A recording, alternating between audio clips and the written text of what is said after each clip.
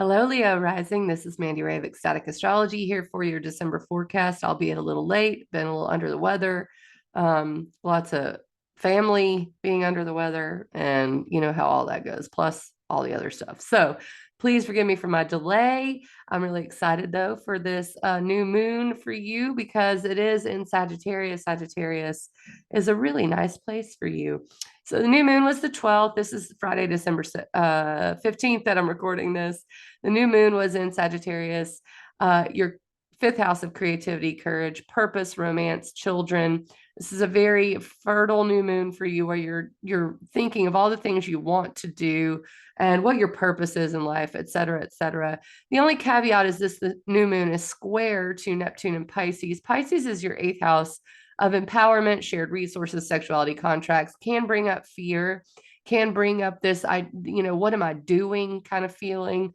Um, it kind of persists throughout the rest of the month. The reason being, even tomorrow, the 16th, the sun squares Neptune, the 27th and 28th, Mercury retrograde, and Mars conjunct square Neptune and Pisces from these areas.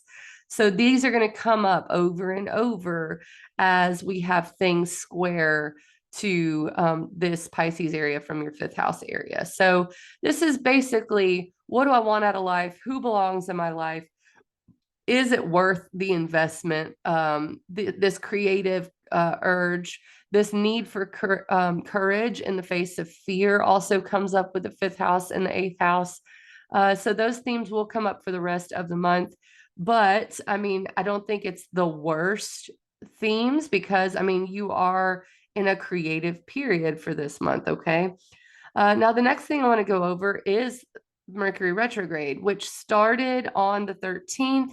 It's currently ongoing and it's in your sixth house of work, service, habits, health, and healing. Okay. So, needing to take care of your health, needing to organize your life comes up. There is this nice trine on the 18th to Jupiter in Taurus. It's the second one, actually, because it's retrograde. Jupiter in Taurus is in your 10th house of career. So, this is a get stuff done time. But with Mercury being retrograde, maybe rethinking how to get stuff done and what you need to do to accomplish these goals. Okay. Now, the other thing is that Mercury does retrograde back into Sagittarius, which brings up both of these themes that were present for the new moon. And that is the Mercury and Sag square Neptune and Pisces. And that's going to really start to ramp up the 23rd when Mercury retrogrades back into Sagittarius. Okay. So the new moon stuff comes back up again.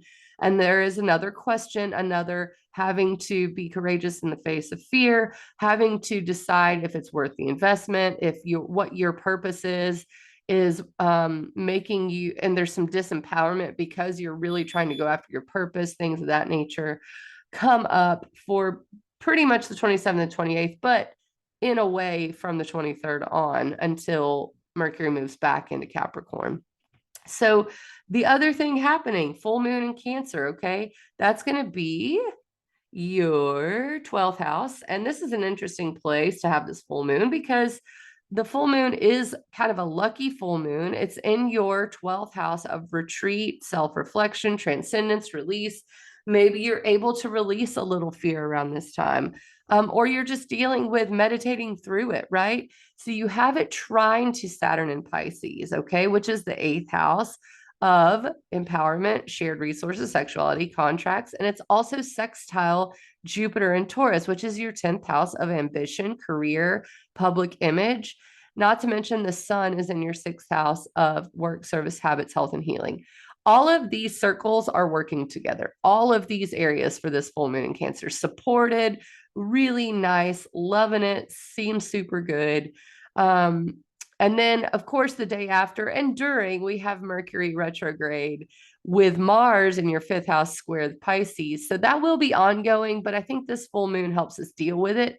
It's a little bit of an emotional full moon. I would definitely be in my spiritual mode during this. For you, especially rest, relaxation, taking care of yourself.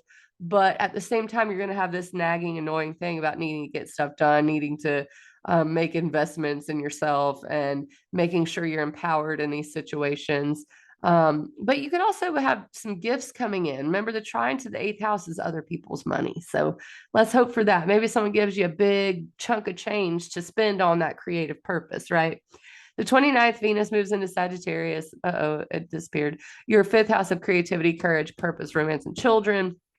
Um, this is also known as the house of good fortune. Having Venus there is really great, especially because it's in mutual reception, meaning they're in each other's homes with Jupiter in your 10th house of career. So purpose and career really come together for this Venus and Sagittarius transit. However, on January 1st, something to note, and I'll give you a heads up, Venus in your fifth house squares Saturn in your eighth house. Again, those fears may come up, having someone hold something over your head, et cetera, et cetera. So just be aware of that. But it is just a bump in the road because once Venus gets past that, it's going to make some other really good aspects, okay, to your chart.